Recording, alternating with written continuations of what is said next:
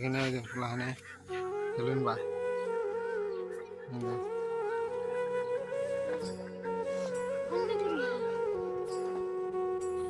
Guys, তোমরা যে আমার পিছনে ধানগুলো দেখতে পাচ্ছ, এই ধানগুলো কিন্তু এখন ঝোলের তলে হয়ে গেছে। সেই ধানগুলো দিয়ে গেলে আমাদের সুনবিলের মানুষের অনেক উপকার হইতো। আর হ্যাঁ, এই ধানগুলো দিয়ে গেলে হয়তো আমাদের সুনবিলের মানুষের দুমুটো ভালো খেতে পারতো। কি আর করার, ধান নিয়ে গিয়েছে, জল চলে এসেছে, জল হয়তো আর শুকাবেও না, কারণ আগে কখনো হয়নি, এত জল হয়নি।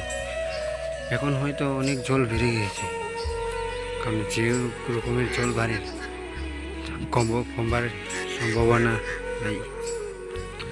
এই যে অনেক জল হয়ে গেছে, হয়তো এই জল কমবারও সম্ভাবনা নেই,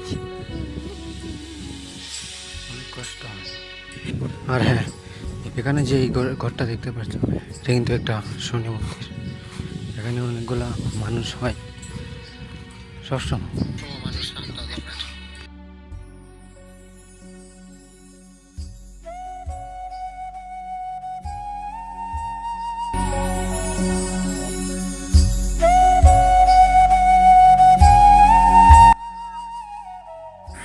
জলের যে তল হয়েছিল সেটা হলো ধানক্ষেত।